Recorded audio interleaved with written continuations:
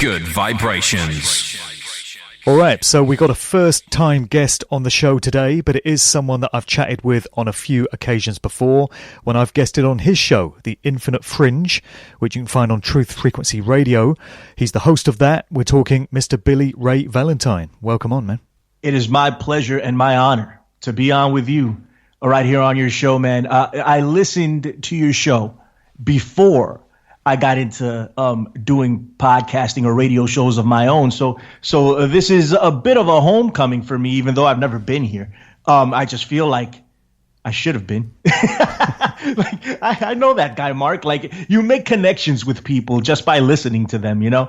And exactly. I felt like I knew you, and now I actually do. And when you asked me to come on, it's an honor to me to do it. I was going to be here no matter what, whenever you ask. So thank you very much. What's up to all the people that are listening? My name is Billy Ray Valentine. I host a show on Truth Frequency Radio, also on the infinitefringe.podbeam.com. That's me. Well, very kind words, and it certainly is good to connect. We were just saying off air that we feel like we're friends. We've never actually met face to face, but there's just some people that you vibe with and you realise they're on a similar path to you yourself. And that's the case with us. So it's good to switch the roles. So this time you're the guest instead of me, and I'm the host. But you do both, of course. You host a show and jump on as a guest, as do I. Yeah. And, you know, it's two completely different situations, I find. You know, there's different skill sets called for in each one of these roles. I mean, how do you reflect on what's required of a radio host versus what's required of a guest? I had never done it before, you know, so Yeah, I just dove in and did it. You know, I had the Infinite Fringe in mind for a few years before I did it. Somebody handed me Behold the Pale Horse when I was 18 by William Cooper, or 17, not exactly sure. And that set me down on this path. I'm from New York City. I was in Manhattan in Midtown when 9/11 happened, and I had put down Behold the Pale Horse. I had read it. I was familiar with it. I knew something was up, but I wasn't exactly fully invested into it. It's, you know, they always say something huge has to happen in order to knock you into it. Some people aren't like that. That's not the case with me. I sat there and I saw this go down in front of my face. Everything I saw the towers collapse in front of my face and people running in horror. I spent a lot of time down there, so it was personal to me. And I still didn't get it until 3 years after the fact. My cousin, whom I had put on to Behold the Pale Horse, he continued. I didn't. He told me, he's like, hey, the official story is a bunch of nonsense. And I told him, no, that's a lie. I was there. How are you going to tell me that? And he starts telling me things and telling me where to go and telling me what to see. And I go on and you know, trying to disprove him. And I couldn't. And that completely changed my paradigm. And now I'm here hosting a show because I knew that's what I needed to do. I needed to do something. I didn't know what I was going to do, but I knew I needed to do something. I still don't think I'm the right person to deliver the information, but something needs to be done. So I went ahead and dove into it, and I started gaining momentum, and then it picked up. And I've met so many new people. I've learned so many new things, and I think I am providing an avenue for people to learn new things as well. So I'm very happy about that. So I just go ahead and talk. I don't have a format 9 times out of 10. I'm not looking to reinvent the wheel. I'm just talking from the heart. Yeah. And hopefully it makes a connection, whether I'm a guest or I'm a host. I just want to have a free-form conversation. I'm not the type to sit from a script, to read from a script or read from something that's pre-set up. I just want to go off top. I want it to be genuine because that's the only way I really know how to be. So that's what I did. Yeah. We're going to have a few hip-hop related aspects to the conversation today. And you can kind of relate the sort of shows that we do to a hip-hop freestyle in a cypher situation, you know, where you have a group of rappers and one guy will step in the center of the circle. We can get into some of the symbology of that as well as we progress. But, you know, you get one guy that will bust a freestyle, then he steps back in and somebody else goes in the center of the circle. And it's all top of the dome type business. It's spontaneous. It's unrehearsed. These guys are just flowing with the energy that is in that room. And I feel there's some parallels there with the type of radio shows that we do. Makes perfect sense. I never looked at it that way. I always wished I had that prowess to be able to spit off the top of the dome like some of these people do. Some of my friends do. I cannot. I'm awful at it. But give me some time to write and I'll be okay. Love hip hop music, and that's how I came about a lot of your information, even though now hip hop is just a disaster. And I mean, it's a bit tarnished, isn't it, with what we now know? It's a microcosm, hip hop, of the world in general. What's happened to that and what's become of it, and the evolution, I want to say, but the de-evolution of hip hop is, in a lot of ways, you can build a parallel with the de-evolution of humankind. Yeah, systematic regression. Yeah. So just going back to what it's like to be a host of a show as opposed to a guest, I think being a guest yourself kind of entrains you to become a more courteous host because you know what it's like from the other perspective. And then being a host probably allows you to keep a conversation flowing a bit better and maybe help that guest out if they get stuck or if they go off at a tangent or if they start droning on a bit too much about a particular subject, you can kind of jump in and steer it off. So there's certainly skills to be had from being both sides of the mic, I think, and it's very useful for a host to be a guest and vice versa. Yeah, I've been a guest on a few shows, and I try not to, go on and on and on, and I can do that, So well, you can rant for sure. Make sure you steer me in the right direction. I want to get you onto a rant today. I want to spark a rant. It might be possible, man. I start talking about these things, and they really piss me off because, man, it's what's being done to us, and it's so evident to me. And I'm more pissed off at myself because it's worse. I take it worse than the general public. The general public 9 times out of 10 doesn't know what's going on. I do to a certain extent, and I'm still buying into this stuff. I don't know how to get out. Even though I'm finding my way, I see a light at the end of the tunnel. I still have to get to the end of the tunnel. So this is why this stuff really upsets me sometimes, and I go off on tangents. Yeah. I think it's the same for a lot of us that have a comprehension of this information. We research it, we understand agendas that are being foisted on us. It's always the most difficult part to work out what you do about it. And I get asked so often when I go on as a guest, what are some solutions? What can people do? And I find that a difficult question to answer for the most part. It's relatively easy to identify all the problems and, the nature of all these shenanigans. But in terms of how you actually unplug yourself from it, particularly when you've got a family. No, there's value to that, Mark. And people always say, what's the solution? What's the solution? What's the solution? I always tell them I don't have the solution. Right. I mean, the ultimate solution is we all step out. And that's a lot easier said than done. But that's the ultimate solution. We all stop. It's that simple. We all just fall back and don't support the system. It'll collapse because the system needs us to continue. For sure. But in reality, how many people are actually going to subscribe to this and do it? It's a lot easier said than done. So when they ask me about solutions, I tell them I don't have one. But it is essential to diagnose the problem. It's baby steps here. Exactly. And I want to help take that next step. So we're diagnosing the problem. That doesn't mean we have a solution, but we're working towards that solution. In order to get to the solution, you have to know that you have a problem. And that's what we're trying to convey. That's right. And it's going to take large numbers of people to make any kind of difference, not just a few scattered around here and there, because individuals can be picked off and made examples of and punished for standing up against the system. But when you've got large numbers of people doing that in unison, it's a whole different story. And that's only going to occur when large numbers of people have access to the information to fully comprehend what's going on.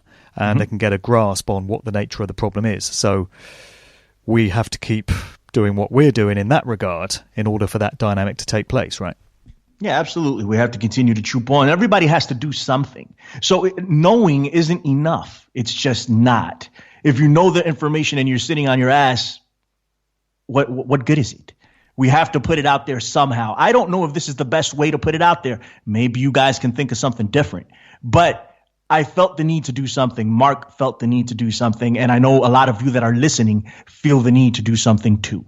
And we should go ahead and do it, whatever that something is. As long as it's not hurting anybody, we should go ahead and do it. Yeah. So with regard to this chat then, there's many places I want to take it. But I want to start off by just addressing what it took to arrange this link up. So you're there in New York City. I'm here in the UK. Right now, you're 4 hours behind me. Now, ordinarily, being in New York, you would be 5 hours behind me. But we've had this situation in England, as in much of Europe, I think, most of Europe, this past weekend, where we turned the clocks back an hour. Yeah. So now it's darker in the evenings, and you get that extra hour of light in the mornings. And, of course, we do this every 6 months. The majority of countries in the world do it. I think you guys are due to change your clocks soon, right? Very soon, yeah. What is it, next weekend? I'm not sure how soon that is, but it's around this time, daylight savings, we call it here. Right. It's funny because I was doing a little bit of research on that last year on daylight savings because it, like you said, it throws us off from our natural patterns. It's so, like I think you're absolutely right. It's a big disruption. It's for a reason. And it's an assault, in my opinion, on humanity. There are other layers to this. I'm getting right to the core of it. I'm going all the way down. I think it's an assault on humanity. But daylight savings time started with, at least here in the United States, through wartime. I think that's what it was called originally. It was wartime because they wanted to conserve energy. And save money. It all comes down to that. The cover story we always get in the UK is it's all to do with farmers. And it gives the farmers an extra hour of daylight to cultivate their crops and tend to their fields. So everyone else, whatever your profession is, you have to fall in line with the farmers, according to this cover story. But, my personal feeling is that everything comes with a cover story and an official reason as to why it's done, but the truth of the matter is usually quite different. So that's the one that gets foisted on us here anyway. We all have to fall in line with the farmers, apparently. Yeah. The first casualty of war is the truth, right? That's what they say all the time. And it comes to my understanding that farmers hate daylight savings time, so right. I don't know why they put it on the farmer.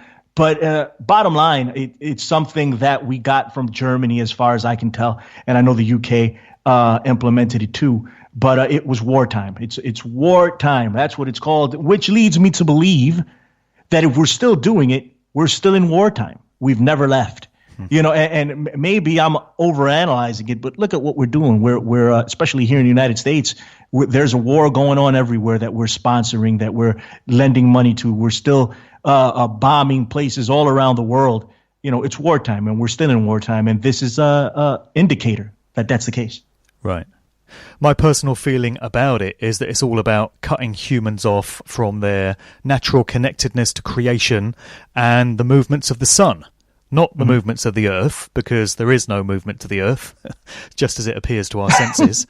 But it also messes with our natural body rhythms and our sleep cycles as well. And I have difficulty adjusting to this weekend where we lose that hour. It's only an hour. You wouldn't think it would make that much difference. But that Sunday, after you've turned your clocks back on the Saturday night, just seems to go on forever, man. It's just like the never-ending story. It got to about 4 o'clock Sunday afternoon, and it felt like it was time to go to bed. Well, everybody feels that way, Well, let me not speak for everybody, but the majority of people feel that way. I can tell you that that's the case for me. After that time change happens, it takes me at least a week to adjust to it. Right. So I'm groggy or something's going on. I'm not aligned to what I typically would do. And you got to the core of the issue. It's an assault on mankind. It takes us away from the natural. And what you said there is very important because it's what's happening in every aspect of our lives. We are going further and further away from the natural. But not only are we going further and further away, we are willingly doing this. We want this. We've been made to want it. And I'm talking in generality here. I'm talking in general. I'm not talking in specific instances. Some of you listening, if not all of you listening, probably don't want this.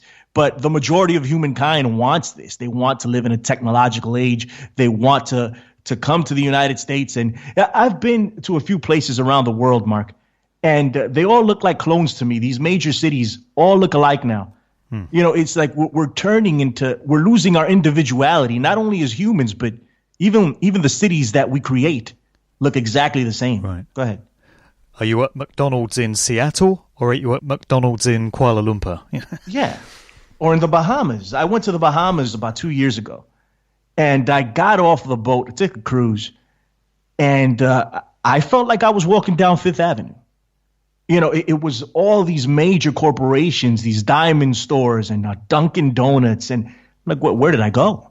I thought I took a cruise to the Bahamas. I'm in New York City right now. Exactly. That's just the way it is. You know, and I'm sure you travel further in, you can see what the country's actually like. But they want to clone everything, in my opinion. Everything is going to be standard, the same. That's right. We'll get some more into that. So the day after the clocks change feels like the longest day. You know, you're plunged into darkness at 4 p.m. suddenly, and it just feels like the day is done. It's over at that point. And I just find it to be a very depressing time of the year. These last 2 or 3 months of the year, you've got cold and darkness everywhere, and it really makes me appreciate why our ancestors placed so much value on the rebirth of the sun after the winter solstice. That was a major festival among ancient civilizations, marked by what we refer to as Christmas today, of course. And it just reinforces how reliant we are on the life-giving brightness and warmth of the sun. And I've really done a 180-degree flip on this, because during my many years as a career DJ, I used to be totally nocturnal. So I would come back from a club, typically on a Sunday morning after Saturday night out, at about 7 or 8 in the morning by the time I'd driven home. And it would be fully daylight by then, and I would go to bed and sleep all day and wake up about 4 o'clock in the afternoon, by which point it was already dark. So I would only ever be up and about when it was dark. And I was perfectly happy with that. That worked for me at the time. But of course, in those years, I was completely mind-controlled. I was a complete automaton. I was lost in the fog of a mind-controlled trance, you know. And since I woke up, in inverted commas, around about 2010, everything's reversed for me. And now I really dislike the darkness hours, and I love being out in the sun. The spring and summer seasons are my favourite time of year. I just love that warmth. I love that light in a way that I didn't before. I think there's something symbolic there about when somebody wakes up to truth and breaks through, you know, all the deceptions of this world. You come to appreciate light so much more than darkness. There's something to that, I think. No, absolutely. I think we're all Supermen. I've said this before on my show, and I catch some crap for it sometimes. But look at Superman. Superman gets fed by the sun, and we all do. I think it's even admitted scientifically, right? Vitamin D and all this other stuff that the sun does for us.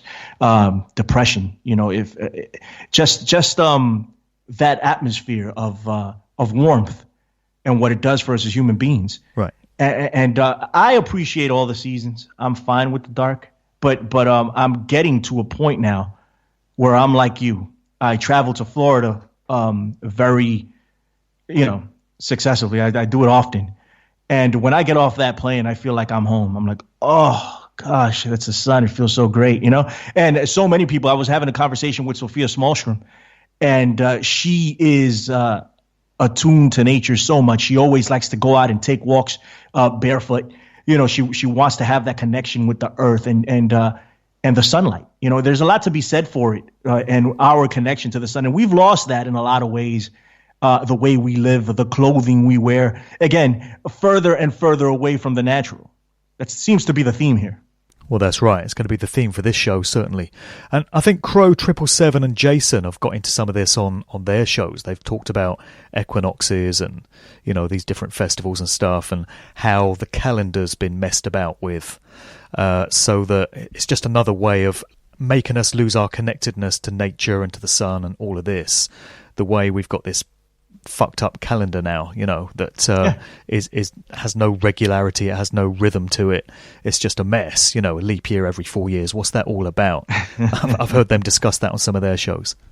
Yeah, man, Crow's my dude. He's actually on Truth Frequency Radio now, right before me, and on the infinitefringe.podbeam.com, he's on there too.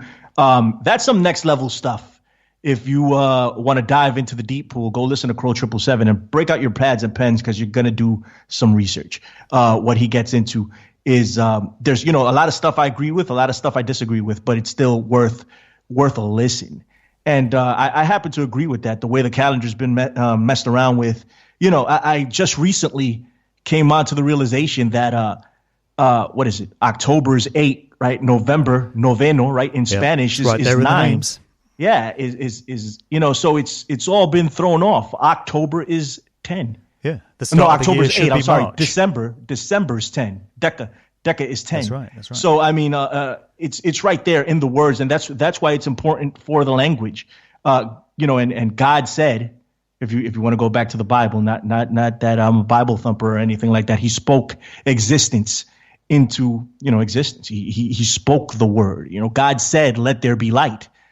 So there's something to the language. There's something to what we're saying and what energies we bring when we say these things. And right there, plain as day, in our months, it's encoded the actual number that's supposed to be related to the month. It makes no sense that December is the 12th month when the start of the word means 10. 10, yeah. So everything started in March, and then January and February were inserted to kind of bulk the year out. But it all starts in Aries, when you get into the constellations, and there's relationships there to the structure of the human body and all sorts when you get into the work of Santos Bonacci and people like that. But anyway, that's by the by.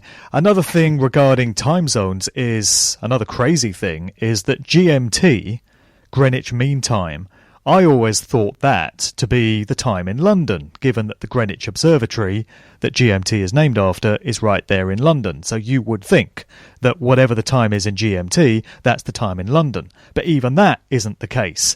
It turns out that GMT can often be an hour ahead of whatever time it is in London. So that's more madness. So when I'm arranging a show with somebody like you, I have to refer to UK time, the time that it is in the UK. You can't even use the phrase GMT. So no wonder people get friggin' confused. Yeah, no, I was telling you off air how I schedule shows with Ole Demigard, and it's always, he's like, hey, it's 11 a.m. New York time, Eastern Standard Time. He's like, what is that? What is that? And we had to sit there and figure it out. Sometimes I've had guests that, even here in the United States, that are on different time zones, and they forget that it's Eastern Standard Time, so they don't show up. It's just a big mess. It's a big mess. And quite frankly, I never really understood why it was happening. Yeah. Would it really be so harmful for us just to keep the same time zones, not mess around with the clocks, have a calendar where all the months are equal? Why would that be such a problem? Why do we still maintain? It makes too much madness? sense, Mark. Yeah, it's too much sense. Absolutely, you can't have this world make sense. In it's an too much. Insane world. That's right. Absolutely, exactly. The other thing to talk about is today's date, of course, and I mentioned to you off air also that whenever I schedule one of these shows, this has really happened to me majorly this year. I pick a date at random, or it's a date that fits in with the other person, they've got a gap in their diary, and afterwards I come to realise that there's some occult significance to the date. So I had a show this year on 3/22, 22nd of March, the Skull and Bones number. A show turned up on the 1st of May, Valpurgis Nacht and Beltane and all of that. I've got a show with Iron Realm, your buddy from TFR, in just a few days on the 9th of November. And that date, of course, is 9/11. And today's date, we found a gap in the diary, and it just happened to be Halloween. So here we are, 31st of October. Interesting that this is the date in 1926, the same year as the Queen of England was born, that the child-raping monster that was Jimmy Savile was born. Nice. You really couldn't make this shit up. And Jimmy Savile's funeral went ahead on the 9th of November 2011. So that's 9/11/11. You couldn't make that up either. Let's get into some Halloween stuff shortly. But while we're on the subject of Savile, I'm just interested to know what sort of level of awareness there is in the United States of Savile's crimes and who he was, because I seem to get a mixed bag of reactions. I speak to some people and they've barely heard of him, and then I speak to others and they know all about the stuff that he got up to. Would you say there's general awareness among the man in the street of who Jimmy Savile was and what he got up to?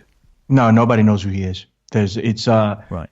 In general, no one knows who he is. You have to be involved in these circles, or you have to be a fan of David Icke, who called that out. Stuff like that. If you're in this crowd, if you're in this community and you happen to be walking the streets and you bump into someone that is of the same mindset, odds are they know who Savile is. But the majority of people walking the street won't have a single clue as to who this person is, not even in the least bit. Right. But that goes for a lot of people. You know, I found the same with Africa Bambaataa, and I want to tell you about that towards the end of the show. Yeah. But this legendary, right, figure in hip hop, legendary in our circles, credited for starting hip hop, which is debatable, but whatever. People don't know who he is. You walk the streets here. I'm in the Bronx. They don't know who he is. So it's a larger conversation to be had as to why people don't know certain key names. Yes, madness. Just another piece of trivia. Paul McCartney's mother, I'm not sure which Paul McCartney, probably the real one. His mother Mary, made famous through the song Let It Be, died on Halloween in 1956, 31st of October, as a matter of interest. And 9/11 is also a date that's connected to the Beatles in a big way. Many connections there, but we have the 50th anniversary of the White Album due for release on the 9th of November this year, 50 years on from 1968. So isn't that kind of interesting as well? It's my favorite Beatles album. Right, yeah, it's a great album. So we won't get into some McCartney stuff on this podcast because we'll be here for about another 3 hours. He does always seem to make a cameo on my shows. It's very interesting. 9/11, man. Yeah, McCartney's name always crops up. Anyway, just on the subject of the date we're on then, Halloween, and darkness has fallen outside here in the UK now, so you know there's going to be kids knocking on the door pretty soon, asking for sweets and throwing rotten eggs at your door if you don't give them and all this kind of stuff. Charming time of year. It's heartwarming. It really is. But we got the year divided into eighths. So you've got the 2 solstices and the 2 equinoxes, and there's midpoints between each one, and it occurs roughly around the 1st of February, the 1st of May, the 1st of August and the 1st of November. And Halloween, the night of Halloween, 31st of October going into 1st of November, is that last eighth. It's a segment that represents death because it sees the sun sinking to its lowest point, at least from the perspective of what's said to be the Northern Hemisphere. And then the hours of daylight get shorter right up until the 21st of December. And then after 3 days, the sun begins to ascend again back towards its high point on the summer solstice. That's where all the symbolism of Christmas comes from, and Jesus. So we're on the eve of the last eighth of this solar year, basically, and it symbolises death and darkness because of the sun sinking to that low point, you know. And it seems that this festival was observed by many ancient cultures and traditions initially as a way of commemorating the dead, the dearly departed, their ancestors. But as with all things in culture and society, it's been hijacked and it got steered off at a certain point by dark occultists who have kind of reshaped it in their own interests, and they've turned it into a celebration of death, not commemorating dearly departed, but celebrating all things to do with death and decay and destruction. And that seems to be where we get all this symbolism of Halloween from. And I really don't like it. I've never been a fan of Halloween, even before I woke up. It's just something I've never wanted to get involved with. I've never appreciated all the symbolism and all the celebration of dark occult ritual that goes with it. How do you feel about this? Because Halloween's a big deal in the US, right? Everyone really gets into the spirit of the thing. No pun intended. Yeah. $9 billion was spent on Halloween this season. $9 billion. It's big business. Everybody gets into it, and it's surpassing Christmas in some circles, I'm told, and I've been reading that Halloween is just becoming the biggest holiday here in the United States. Everybody loves it. Right. I personally don't have a big issue with it. I know where it comes from. I know. See, I've had a changing on the word pagan. I am a Christian, and from the Christian point of view, you say pagan, that means evil. I don't believe that anymore. I don't think that's the case, but a lot of people still do. And I know what the origins of Halloween, All Hallows Eve are, right? And it leads into the Day of the Dead in Mexico, or I think it came from what's the term that they used Samhain? Can you correct me on that? Samhain, yeah, Samhain, whichever. Yep. So, it came from there or whatever, and that was a festival that commemorated the dead, and a portal opening up that would leave the door open for souls and superhuman entities to come through, from what I understand. And there was some aspects of human sacrifice. Correct me if I'm wrong, Mark. This is all stuff I've heard that for sure. Yeah. Yeah. So, I mean, and in essence, we're celebrating that stuff. But I would suggest to people that are listening that are on the fence about Halloween that it's all about intention. And that's everything in life, is about what intention you put in it. And while these things might be rooted in evil, and maybe we shouldn't be screwing with it, if you do, just make the distinction. Know what you're doing. Know what you're getting into, and don't let it fully take you over. That's what I mean. You can enjoy these things. You can listen to music that you shouldn't be listening to because it's supposedly devil worshiping music or whatever. But if you don't let it take you over, then you're a step ahead. Does that make any sense to you, Mark? Well, totally. Because something that people often say to me is, I obviously spend my time exposing many of these groups and all these music genres and stuff, and I talk about the mind control and all the stuff that's going into sound frequencies and all of this. And people say, well, when you've got an understanding of that, how can you still continue to listen to that music and enjoy it? And my answer is always, well, it's a personal choice, first of all. Just because I do it, it doesn't mean you have to. You can make your own free will decision. But I consciously cut myself off from any mind control spells that might be contained in this product, and I consciously say to myself that I will not be affected by this. I want to listen to this tune, I want to enjoy the music for the music's sake, and I will not allow a scenario to take place where it affects me in any nefarious or negative way. And I feel that's a valid thing. So you could apply that to Halloween, I guess, and if you want to send your kids out trick or treating, you can kind of consciously affirm that you are not attaching yourself in any way to the dark, occult, ritualistic aspects of this event. You really are just treating it as a bit of fun. I think there's a lot to be said for the intent and the will and the consciousness of an individual in a situation like this, which is what I think you were alluding to, more or less. Yeah, it's all intent. It's all what you put into it, what you think it is. And at its root, like I said, it's maybe not something we should be diving into, but maybe it started out as something good also. See, the thing is, we don't really know what happened. We're being fed this stuff. We only know what happened since we're 4 years old, 3 years old, somewhat, when we start gaining consciousness or retaining memories, I should say, not necessarily consciousness.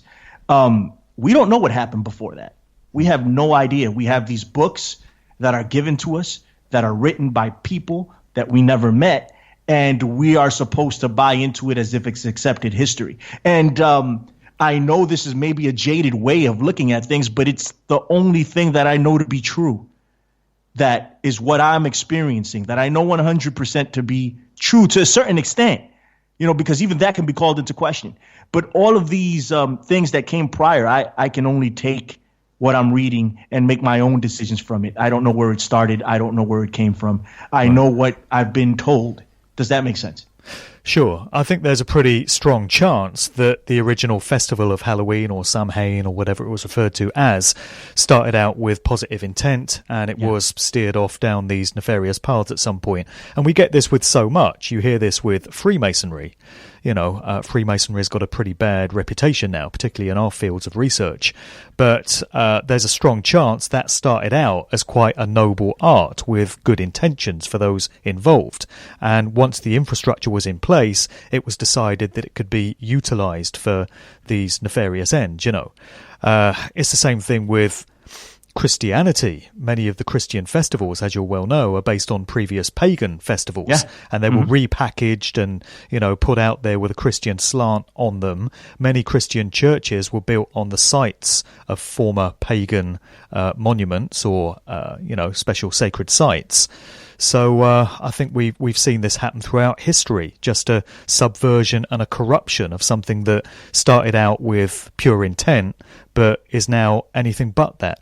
Yeah, absolutely. Christmas Saturnalia, right? It's the same thing. So, and that's another thing. Like I said earlier, I am a Christian, but I fully recognize where a lot of this stuff came from. And it has nothing to do with Christ. I also think that the Bible has been co-opted. We really don't know what we're reading there. I think that's a coded book.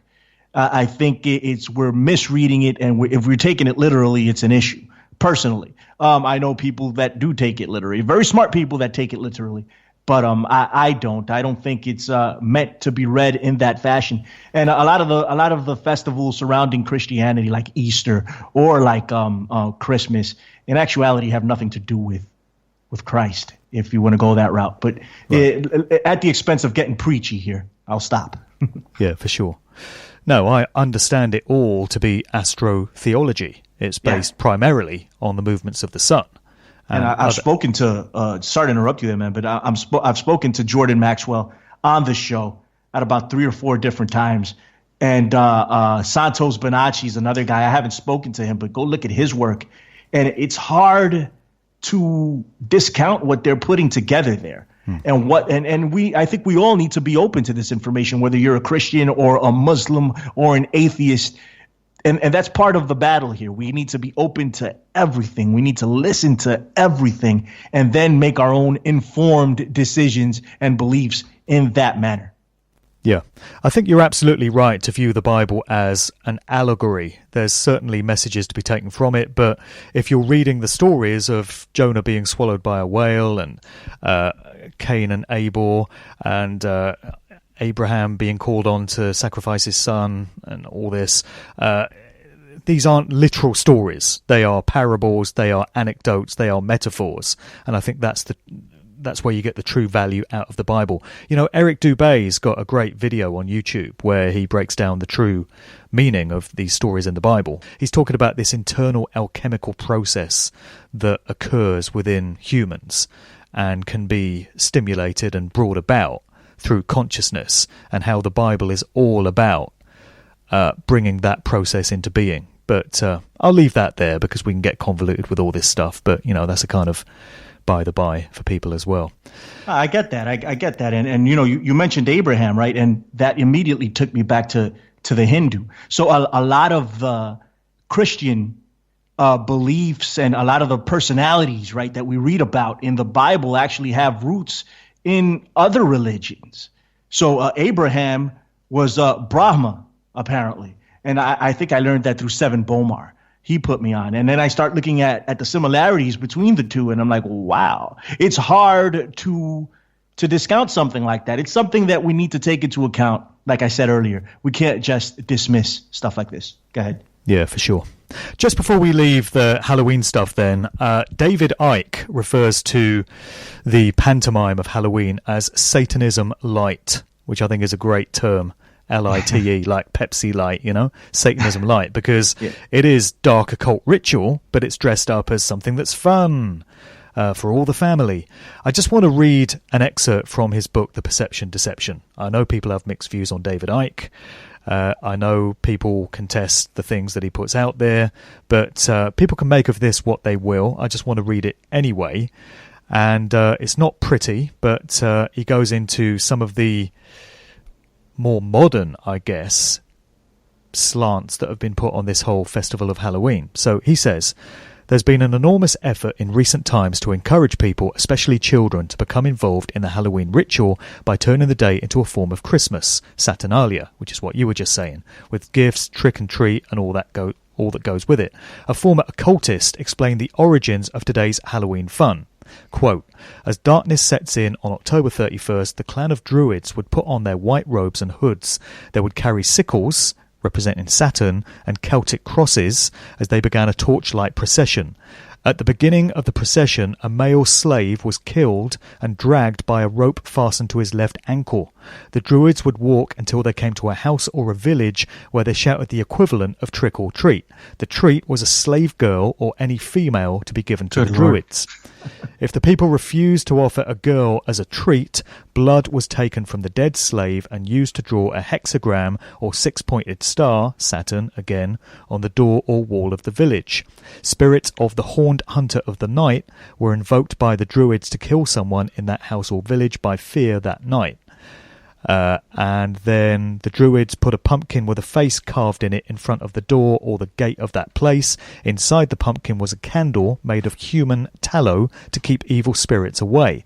Thus the jack-o'-lantern was and is a sign that you've cooperated with Satan, he says. As I say, people may contest that, but there's one interpretation allegedly from somebody in a position to know as to some of the ritual of Halloween. And we also have apple bobbing, this fun thing where kids just, they have these apples floating on top of a barrel and they put their face in and they try and grab one of these apples in their teeth. But in actual fact, that is a ritual which reenacts the drowning of so-called witches, when there was this hysteria over everyone being a witch, a sorcerer, and they were drowned by being dunked in barrels of water. So, these apparently innocent fun rituals like trick-and-treating and getting sweets as you knock on people's doors and apple bobbing and all this have some very dark roots, it would seem, and are anything but innocent fun for all the family.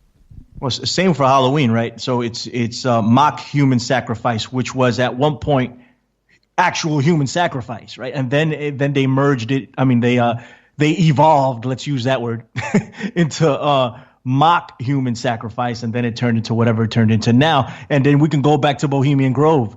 What they're doing is mock human sacrifice there, right? So, I mean, it's... Or apparently mock. We're told mock, right? Supposedly mock. At one point it wasn't that for sure, but nowadays that's what we're being told. I've never been to Bohemian Grove. Well, I don't have access like Alex Jones does. Yeah, they don't invite me. But hey, man, listen. That is a part of it, right? So the intention there, like you mentioned with the trick or treat and where it came from. So what we're doing now and what was done back then is a very different thing. But is it symbolic of what was done back then? It's very possible. So that's where you have to make the decision to either continue doing these things and putting a different spin on it, or just separating yourself 100%. If you feel like it's going to engulf you, just separate yourself. I think that's the best way to go. Yeah. So the whole idea of us being systematically cut off from our natural state, as we spoke about there with the calendar and all these clock changes and stuff, kind of provides a segue into the next subject matter that we wanted to get into, which is our digital electronic AI future. And I would have to say present, because many aspects of it are already here and are being enthusiastically embraced by so many people. I'm completely exasperated to say. Now, this is a subject area that I feel very strongly about, and I've got some very forceful views on it, and I know you have as well, because I've heard you talking about it on shows. Some might even say rant. So let's get into where society is headed, man, and how everything has become digital. Everything's getting taken over by artificial intelligence, algorithms, transhumanism. This cannot be a great deal for humanity, and it cannot bode well for the future, in my opinion. How do you feel about all that? Nah, man, we are in the biggest battle of our current age, and I mean, there was a reset at one point, right? We talk about Atlantis, we talk about all these ancient civilizations. We don't know what happened to them; they were gone. I believe that was a reset. In our current age, this is it. I think this is the end game. We talk about so many different things in this community, so many different ways that the human race is being attacked. And when I think about it and just reflect on all the different ways this is happening, the main thing that sticks out is this artificial intelligence takeover. And it's been a progression. This is nothing new. Little by little. There was a book that came out years ago. I actually want to reach out to this guy. I forget his name, but I think it's 4 arguments against television.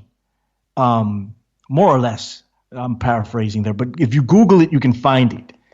And back in the day, people must have been getting at this guy like he was some type of idiot. They were like, what are you talking about against tele? What's wrong with that? The old timers used to call it the evil box. Were they wrong? Were they wrong? You know, and they knew something that we didn't. There were people that were against the radio. There were people that were against cars.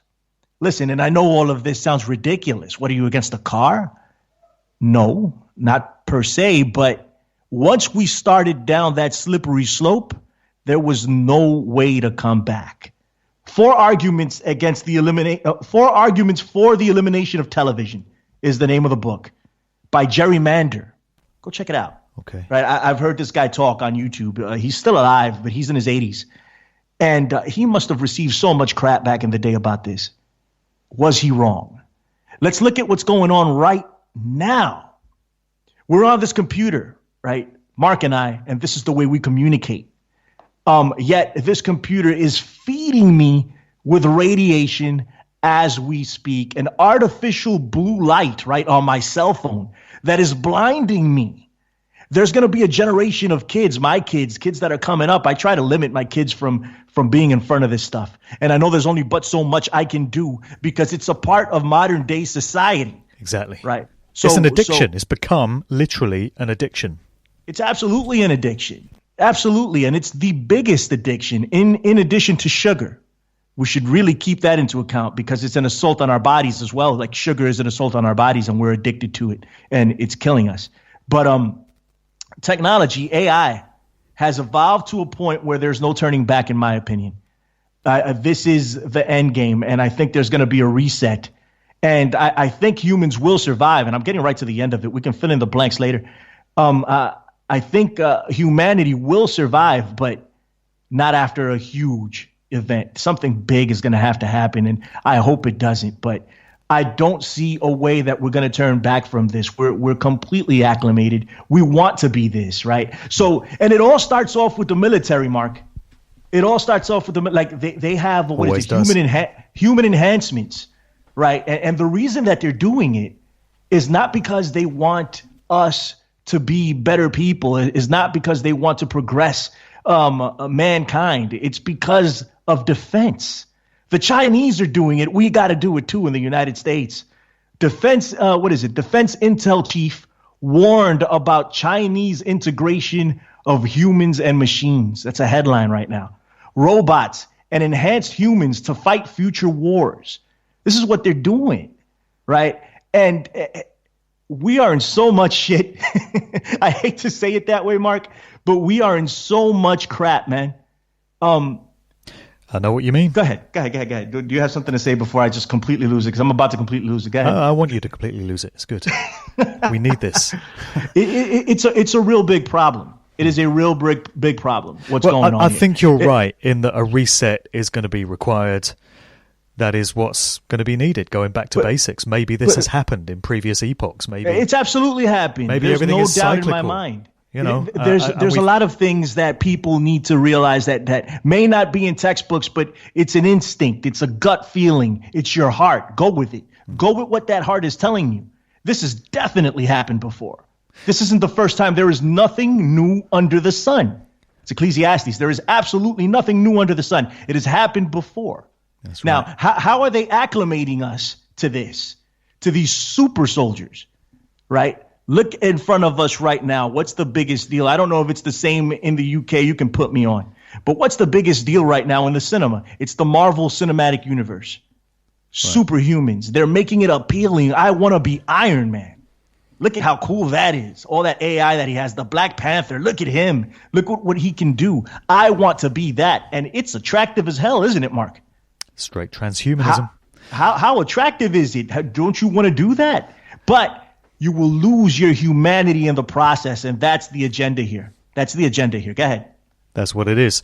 And what you were saying there about how do you ever roll all this stuff back? Even if there was a massive shift in human consciousness and huge numbers of people in the next few months or maybe a year woke up to the madness of this AI transhumanist society that we now have, how do you roll it back? By a year's time or 18 months' time, we're going to have the full rollout of 5G technology. We've got Wi-Fi masts absolutely everywhere. We've got this complete reliance on smart grid technology, the Internet of Things, everything communicating via Wi-Fi microwave networks. We're swimming in a swamp of EMF pollution being emitted from all these devices. How do you roll that back, even if the will is there to do it? Even if humanity reaches a point where it says, we cannot continue like this, what do? Can you take down all those masts? Can you get people to give up their smartphones? Can you reconfigure businesses and offices and homes to go back to analog technology? I don't think it can be done. I think we've gone past that tipping point, as you said, and disaster is looming. I'm sorry to put it out there like that. I'm just calling it as I see it, trying to be realistic about it. We need to have these frank and candid conversations about it. How do you roll all this back? Nah, man, the genie's out of the bottle, right? Pandora's box has been opened. There's no sealing it back. Right. We just have to make the best of the situation that we have in whatever way we can. Absolutely. I think at one point we're going to be seeing actual humans in tribes. Be like, oh, that's a tribe of free wild humans. Look at them. Oh, my God. That's the way they used to be back in the day. Look at them running through the forest. Look at, that's what's going to happen. There's going to be pockets of what used to be us. We will cease to be human. I mean, do we really want to go that route? Listen, so I've broken it out like this. I've been thinking about it for a long time now. And I think creation is a box. We've been put in this box by God, or by whomever, by nature. You fill in that blank, whatever fits for you. We've been put in this box. And the whole reason for our existence is to get out of that box. What humans have done is they've created a box within the box. And you're operating inside that box. And the goal isn't to get out. It's to keep you in. It's to keep you in. You will never get out of this box. And this is like, have you ever seen a movie, Percy Jackson and the Lightning Thief? Ever seen that? No, I don't think so. Okay. So there's a scene in that movie where they go into, it's all based on mythology. And they go into this casino. It's called the Lotus Casino. And they have the lotus flower in there, like the Lotus Eaters. Have you heard of the Lotus Eaters? Same thing. Well, I've heard of a group called the Lotus Eaters. There was a band that had a hit called The First Picture of You in 1983. There you go. Well, I'm glad we've heard of something similar. But the Lotus Eaters, right, they were a group of people that lived on this island. And the island had fruits, a lotus fruit and the lotus plant, and it was a narcotic. And when they ate this, they just became blissful and sleepy, and they didn't want to go anywhere. They just stayed. So they were prisoners, but they didn't know it. And that's what we are. We're slaves. We're prisoners inside this box that we've created for ourselves.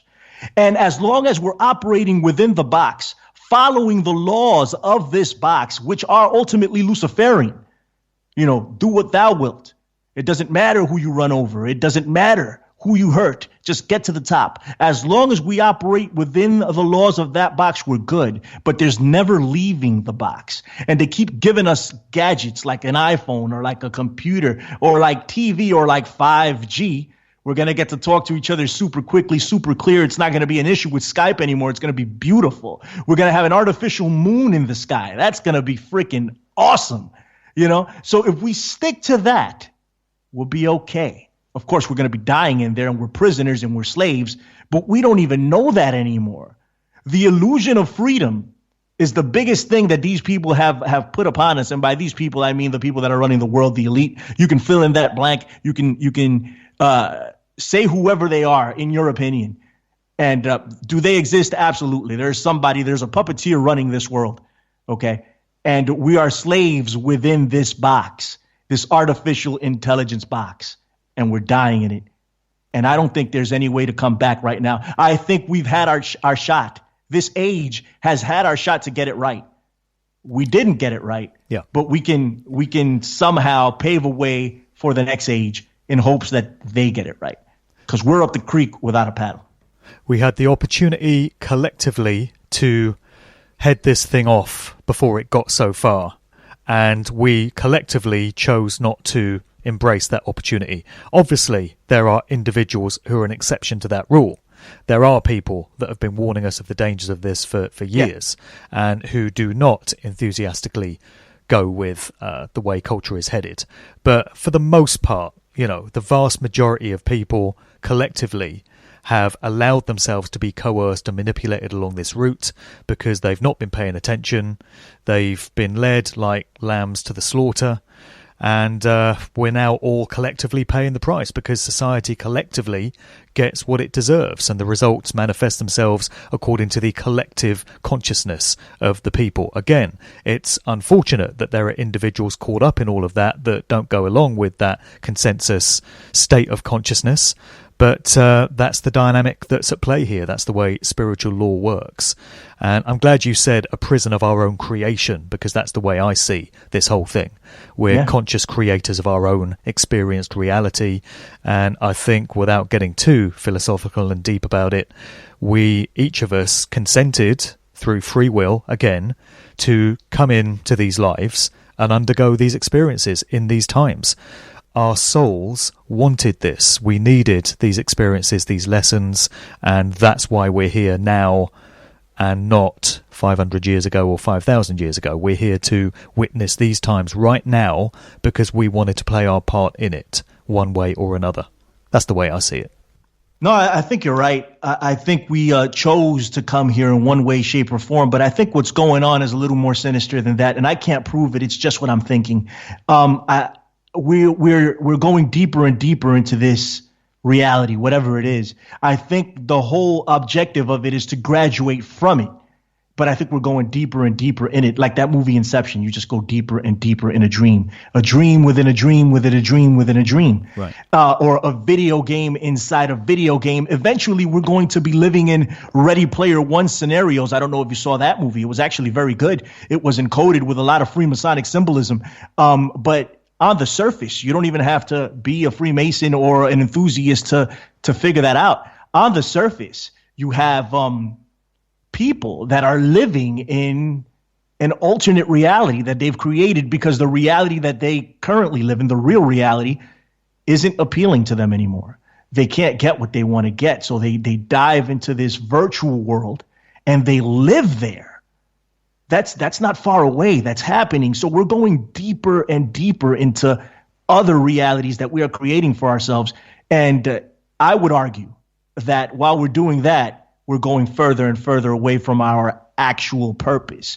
And I think this is feeding something. It's somebody created this. I think something is wrong with what's going on with us.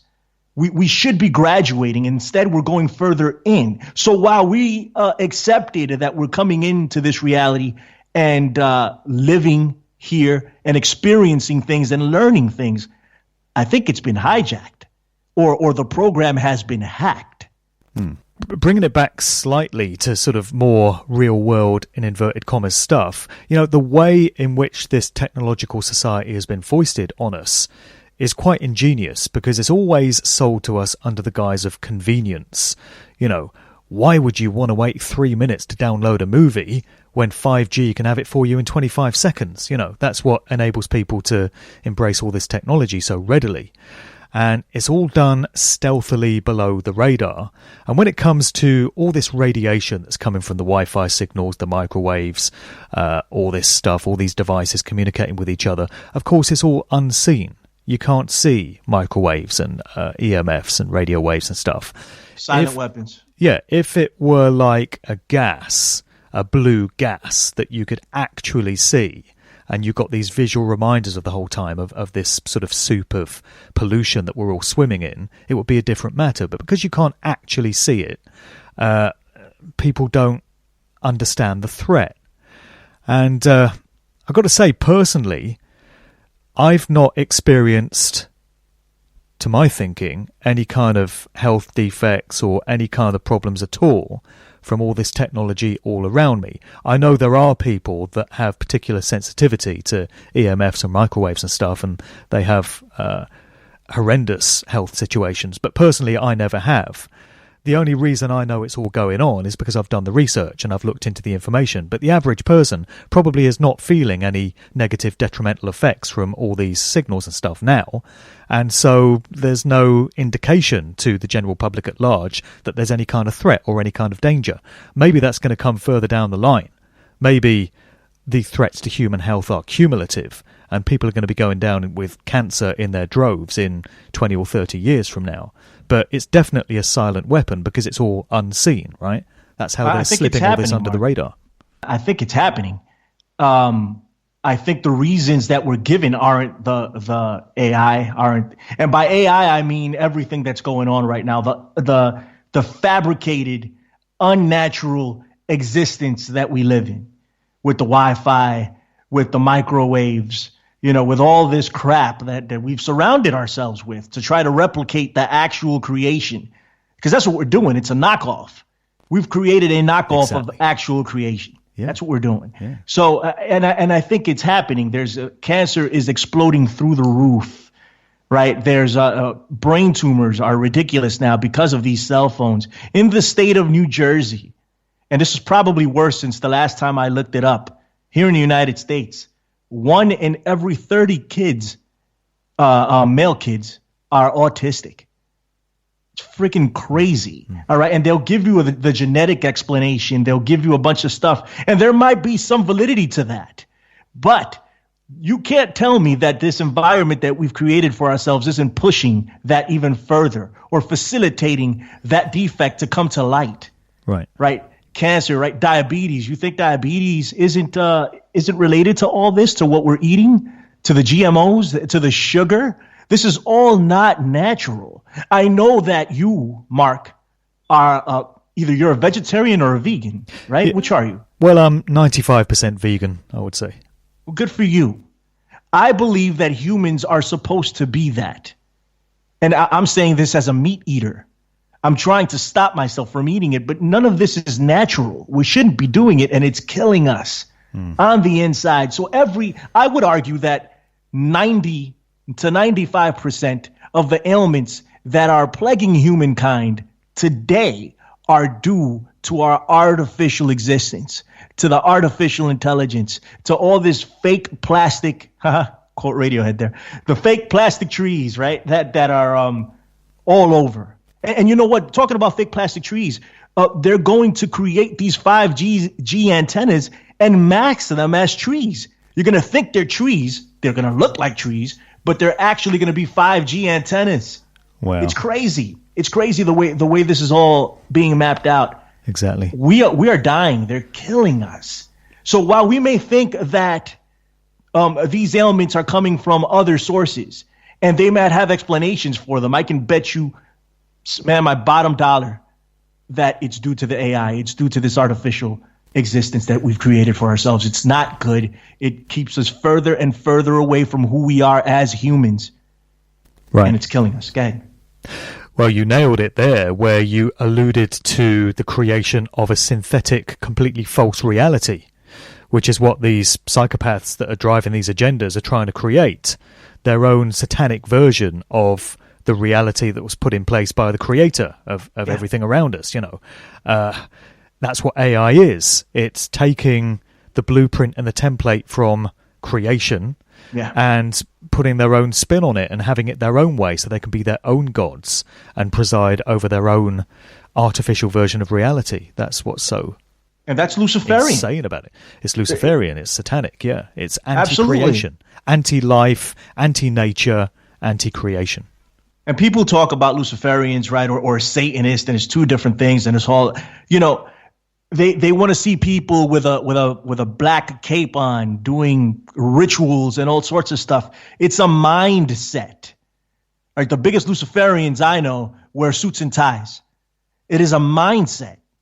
They sit in artificial boardrooms deciding the fate of so many people for their own sake, not because they want to do what's good for everyone else. They want to advance their own careers. That's it. They want to do what's best for them, for the individual. And that is the ultimate Luciferian mindset. That's what it is, and that's what we're caught up in. We have been Mark Devlin and Billy Ray Valentine. We're all fucked. Good night. No, we should probably find a way of trying to put some kind of positive slant on the show before the end, before everyone goes out and sits in their garage with a hose pipe attached to their exhaust. You know what I mean? Look, but I got you, man. It's our duty, right? If I am to subscribe to everything that I'm saying right now, and I shut down and let it happen, I deserve to get what I'm getting, straight up. Yep. Same for everybody else. Right, if you shut down and don't fight back, you deserve it. You deserve it. I hate to say it that way, but it's the truth. No, we need to fight back. Yeah, we need to fight back. It's like the Terminator, like that movie. I hate to be going back to Hollywood, but it's the truth, right? Or the Sorcerer's Apprentice, right? Mickey Mouse. I spoke about this with Ali Saidatan on my last show that I did on the Fringe. The Sorcerer's Apprentice was that Mickey Mouse part in Fantasia. Yeah, Fantasia, yeah. Yeah, and he uses what he's taught, his magic, right, to make things easier on himself. You know, he starts, enchanting these brooms so they can clean up, and mops and do all this stuff. And then it goes completely out of control because he doesn't know what he's screwing with. That's the same thing we've done. Yep. Same exact thing. We're meddling with things we have no idea. The Terminator, same thing. We create this artificial intelligence that turns around and kills us all. Very, very possible. Is there hope? There's absolutely hope. See, and the thing that people need to realize is that hope may not involve them living. It may not involve us seeing the fruits of our labor, and we should be absolutely fine with that. We are playing a role here. Know your role and play it. I am playing my role for my kids and their kids and the kids on top of that and the generations to come. Yep. We need to build a foundation for them. We are not going to be the victors here. Not you and I talking, not everybody listening. It's not for us. We were made to die fighting this battle. Yep. When it goes on, the victory comes afterwards. And that's what we need to prepare for. Without us, there is no victory. Does that make sense? Well said. Absolutely. Co-sign all of that. Nice. Totally. I wanted to leave some time in this show to get onto the Afrika Bambaataa situation, because obviously you're there in New York. You're right in the midst of where all these allegations against Bambaataa came from. It's quite topical because the last episode of Good Vibrations that I did was with Layla Wills, the journalist out of Chicago, who's got a documentary forthcoming called Trapped in a Culture, Child Molestation in Hip Hop. So she's really thrown herself into researching this whole Bambaataa situation. And he was accused in spring 2016 of having sexually molested at least 2 guys when they were minors, when they were part of the Universal Zulu Nation. And many other people have since come forward and said it's always been well known that Bambaataa is, fond of messing around with kids, with young boys. So I'm really interested to get your perspective in terms of what the reaction has been to this news from people just out there on the street in New York, and particularly in the Bronx, which is the birthplace of hip-hop culture, because the mainstream media seems to have pretty much brushed this whole story under the carpet, and they're just not addressing it. But it seems that avoidance of the issue goes even further afield from what I can make out. So what's been your experience of people's reactions to this whole Bambaataa story? Well, I'm from the Bronx, New York City, represent. I love the Bronx. Yep. Born and raised here. And as you can hear it in my accent when I talk, I'm a Bronxite in New York, for all of you Sting fans out there. Yeah. But listen, Afrika Bambaataa, I was too young to experience Afrika Bambaataa. Even though when I was coming up, Planet Rock was still blasting all over the place. It's a legendary track, right? So you'll still hear it now. People don't know who Afrika Bambaataa is. They don't know who he is. All right, so I've walked around, I've asked random people, hey, do you know who Afrika Bambaataa is? No, not a clue. Here in the Bronx. That's just crazy to me. The birthplace of hip-hop. The birthplace of hip-hop. Here in the Bronx, they don't know who Afrika Bambaataa is. Crazy. I think, and I was telling you about this earlier, just in my recent investigations into Bambaataa, they made him out to be the founder of hip-hop, the creator, the father of it. In a lot of different circles, you can go in and find that. And then if you just do a little bit of research, even with accepted history, it wasn't him. It was Kool Herc. That's the guy that they credit with all of this too. Right. And he came before Bambaataa. And in all actuality, it wasn't even Kool Herc. This was a culture that came up organically here in the Bronx, and it spread to the rest of the world, right? So humans look for a figurehead always. They always have to designate somebody to be that. For some reason, Bambaataa became that. It's interesting as hell to me. Maybe you can be a little bit more of a research for me, a resource, because I've been asking people all over the place about Africa Bambaataa, and no one knows who he is. This is what they tell me. The Black Spades, he was a gang member in the Black Spades. Then he wanted to bring unity. So he created the Zulu Nation. I remember as a kid, the Zulu Nation was a big deal. And I thought I knew people that were involved in the Zulu Nation. In all actuality, they probably never were, because everybody was related to a gang back here in the Bronx at some point, whether they were or weren't. They were like, oh, I'm part of the Latin Kings. I'm part of the Zulu Nation. I'm down with Nietas or whatever. They would wear beads to represent that. It was a big thing in the early 90s. So people would say, I'm down with Zulu Nation, as if they were a gang that would back you up and beat your ass. Right. If they had to. I never really saw that. I only heard about it, and people that were probably posing as members of the Zulu Nation. Now no one knows who Bambaataa is. Okay? No one here knows it.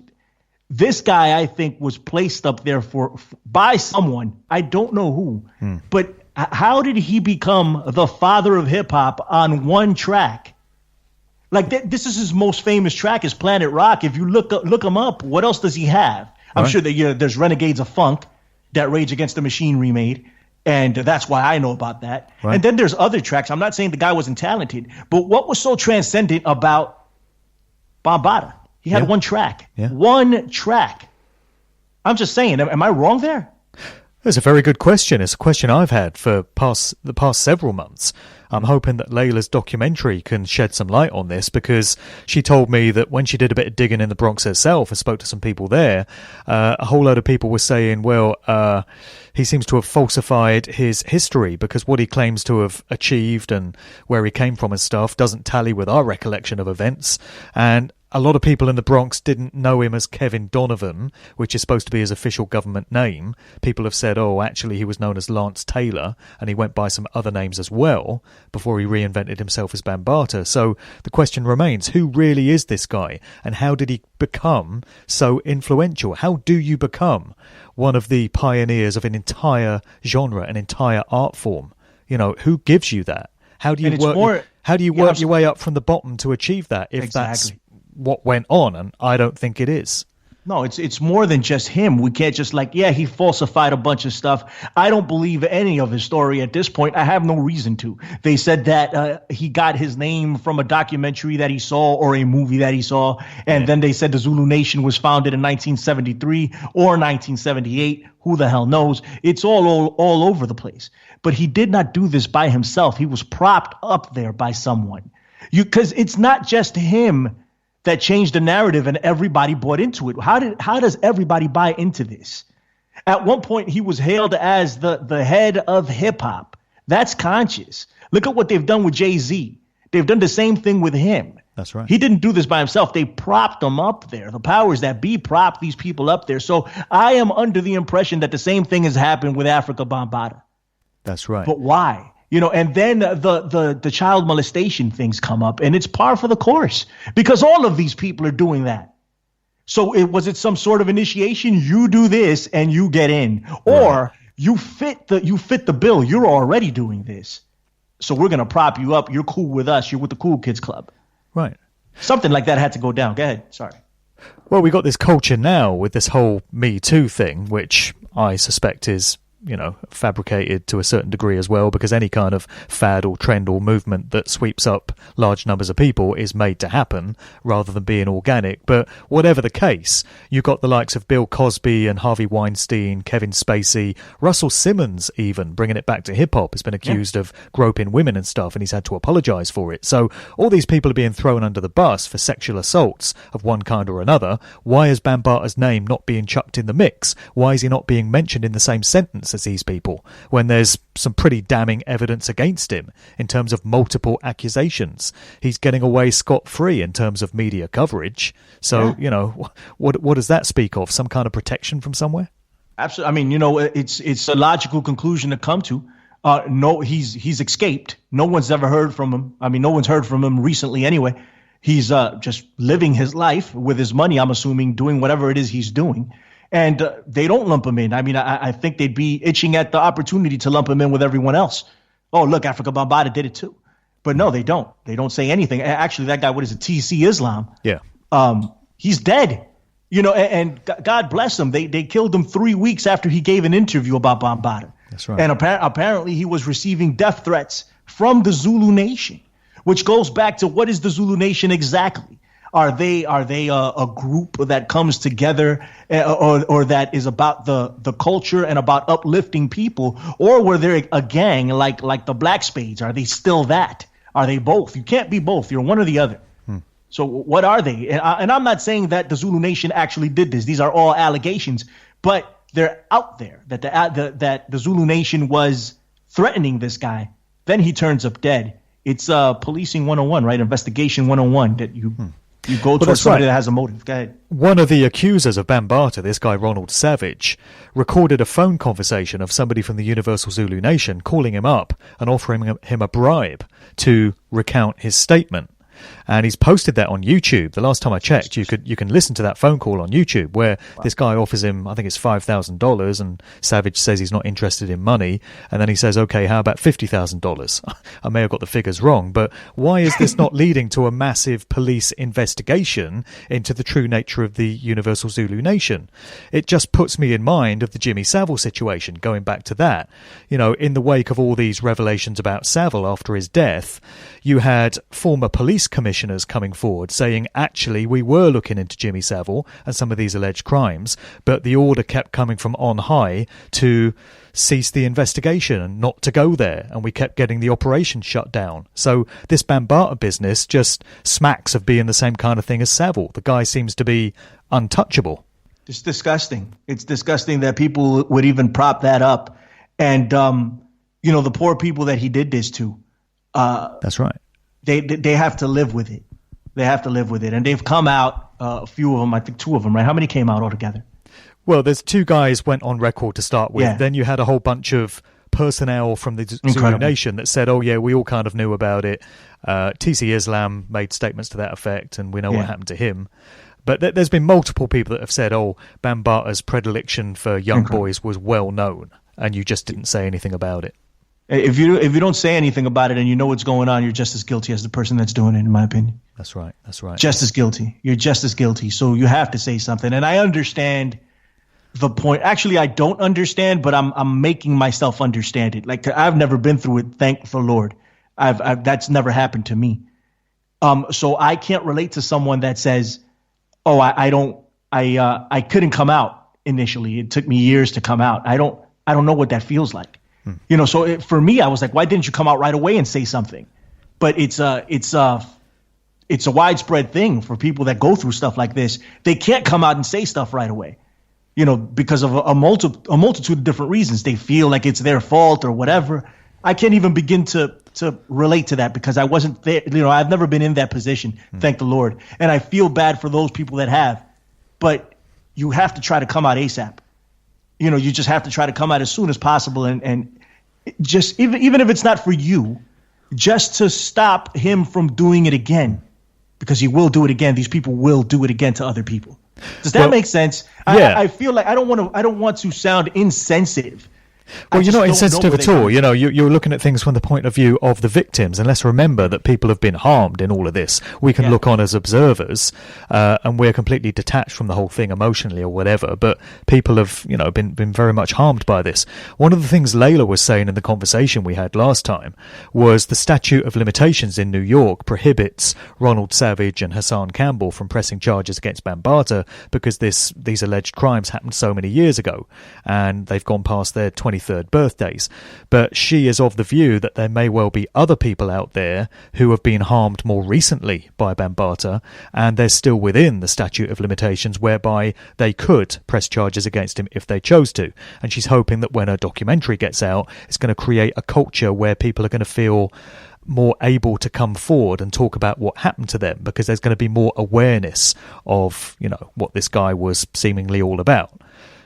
So that props to her for putting that out too. Like it's a big undertaking, and she went ahead and did it. And I saw the trailer; it's great. I spoke to her earlier today. She's coming on the Fringe, and we're gonna have a full blown discussion about it, man. And she's doing her thing, man. She's fighting the fight. Good for her.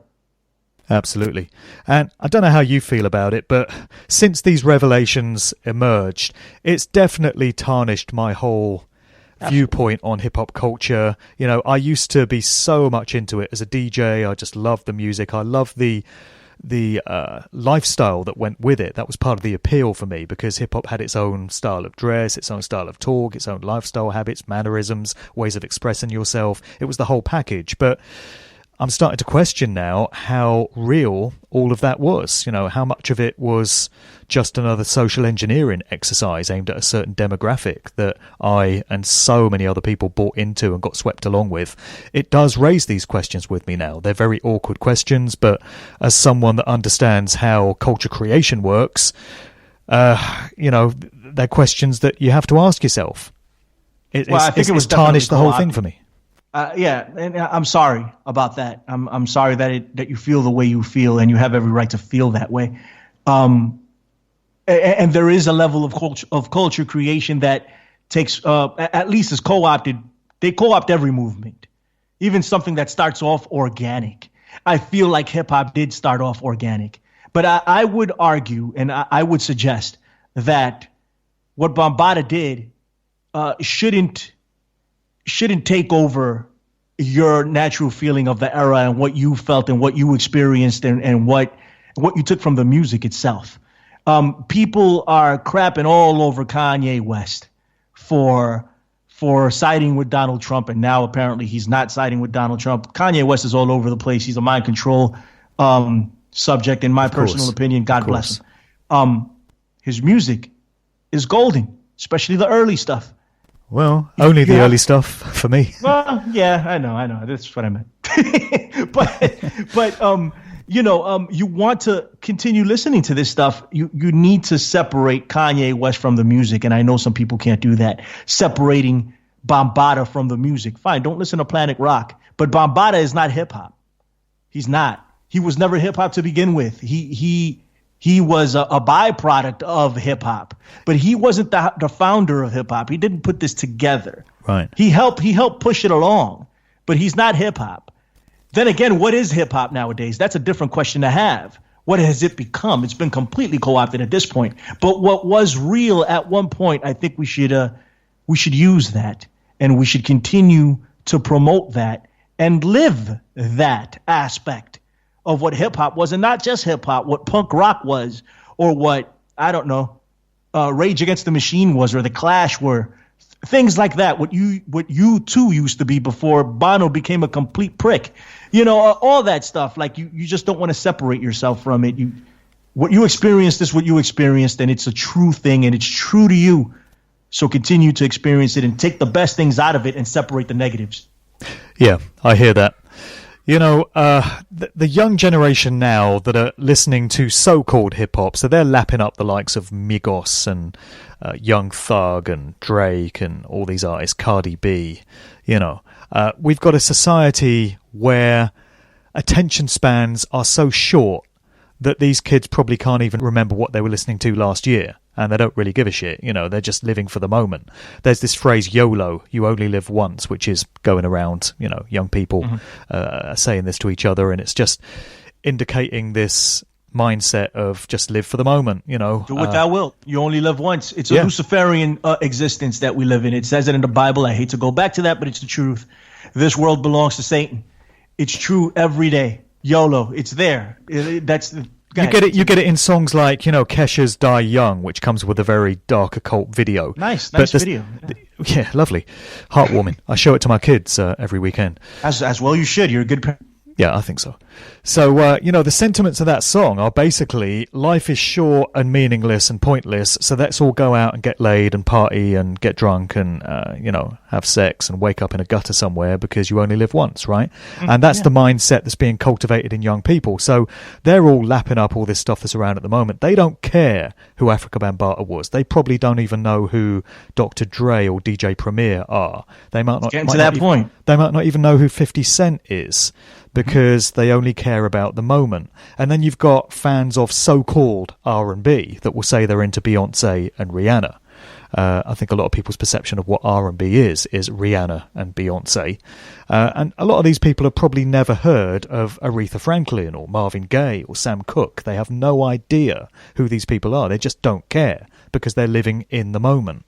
So that could be one of the reasons why there's a lack of knowledge of Bambaataa, I guess. Just musing. I think you hit the nail on the head there, actually. That's exactly why. Yeah. They just don't care. They don't give a shit. The culture's been made for what have you done for me right now? You know, so that's why the lifespan of a hip hopper nowadays is 2 months. Like they had a hit, where are they? They're gone. Like it's that crazy. DJ Premier, legendary hip hop producer. Yeah. A lot of people won't know who he is. He's still out there in the consciousness of most. I went to a Black Moon 20th anniversary show a few weeks ago, and 25th anniversary of Enter the Stage. And tons of people came out for it. So there's still people that relate to that music and have that in their mind. But if you look at the younger audience, they don't know. And I think Bambaataa is so far removed from the younger generation that they just don't know who he is. They don't even know what Planet Rock is. They'll know the sound, maybe. They're like, oh, I know that song. My parents used to play it, maybe. But that's it. You know, and it's just speaks to the state of the culture and the state of humanity as a whole. Yeah, this instant gratification society with attention spans of about 10 seconds because something else will have come along by then to grab your attention. It's like Snapchat and Instagram. You know, Snapchat is this thing where kids just record what they're doing. Hey guys, I'm off for a pizza. The minute you've posted that snap, you've now got to do another one because that's old news. Yeah. You know, you've now got to say what you're doing now. And so nothing has any value beyond the now moment. So little wonder that people don't have any knowledge of stuff that went on 35 years ago. You know what I mean? It's a fallen world, a fallen existence. Yeah. The fall, that's where we're at right now, autumn, right? Exactly. And we're transitioning into winter, and that's what Halloween was in a lot of ways for the ancients. They were transitioning from the fall into winter. And it's the dark days. That's what it is, and that's the epoch that we find ourselves in right now. Well, I think we've pretty much come full circle, Billy Ray. So I just want to get you to finish off by talking about your show, The Infinite Fringe. I'm a big fan of it, but people listening to this might not be familiar with it. So just tell everyone all about what you do on that and how you get down on TFR. So The Infinite Fringe is something I came up with, I don't know, about three years ago. I don't even know. I've only been doing it for a little less than a year and a half, but or maybe it's a year and a half now. But I came up with it a long time ago, and I'd never thought I'd actually do it. Didn't think I was the right person to. I may not still be the right person to do it, but whatever. What the hell, right? You dive in and you do it. Otherwise, you don't get anything done. I'm on TFR. It's my journey. That's what it is. It's the best thing I can describe. It's my journey, and I want to share it with you. And I know that might sound generic, but it's true. I don't know anything. I come from that mindset. The only thing that I do know is that I know nothing at all. And that's the only thing that's true. And I want to learn. I want to make up my own mind. I want to hear from everybody, every avenue. And I want to make up my own mind from that. So I provide platforms for people that won't normally get a platform, because I want to hear what they have to say. And I will make up my own mind, because I can do that, because I am a human being that is alive and should be able to make these decisions just like each and every one of you. And that's what the Infinite Fringe is. I have all types of guests on. Sometimes I ride solo and I rant about artificial intelligence because it pisses me off. But that's what it is. It's on TFR, Truth Frequency Radio. You can also find me on the infinitefringe.podbeam.com. That's my full term podcast. My the Fringe on TFR is a live show. I have an hour there and I go, but sometimes I just go for much longer, so I put it on the podcast version, and you can take that with you. It's on iTunes, on hackerhameen.podbeam.com as well. What's up, Hacker Hameen, the Conspiracy Horseman? I want to say what's up to Josh, Corey, and the Iron Realm. Those are my brothers. They were with me on my first episode on Truth Frequency Radio. It's been a beautiful journey, and I'm learning every day, and I'm meeting new people, and I hope to continue to do this for as long as I can. So thank you very much for everybody that listens, and for any new listeners, come listen, come subscribe. It'll cost you nothing. And if you hated me, send it over to an enemy. I'm cool with that too. All right? All right. I hear all of that. Hey, awesome conversation today, brother. Really feeling you on so many points. Thank you for having me on. I appreciated it. If I'm sorry if I got a little bit too passionate sometimes, but like that. That's just the nature of. I don't know. I guess it's who I am. If you're not ranting, you're not paying attention. It's sometimes it serves me, sometimes it doesn't. People are like, calm down, why are you so upset? I'm like, I'm not upset, I'm just talking, but sometimes I do get upset, man. But listen, man, I'm just glad to be doing this. I'm glad to be able to speak to people that want to listen. I'm glad to be able to have guests such as yourself that I respect and admire come on my platform and give me their thoughts on whatever their area is, and all areas for that matter. So I'm very grateful. And that's one thing I want to let everybody know, that they should be grateful for every single day and every single minute, the good, the bad, and the ugly. Thank God for it. If you don't believe in God, thank yourself, thank nature. But this experience that we're currently taking part in should be taken in 100% and appreciated 100%, because it's a gift. Even if it doesn't look like it's a gift, it is. So take that for what it's worth. There you go. I knew we could end this podcast on an inspiring note one way or another. So thank you for the wise words. Thanks for coming on today, man. Great to have you. Thank you, buddy. Appreciate it, man. This is just for fun. I'm picking up vibrations. I'm picking up good vibrations. I'm picking up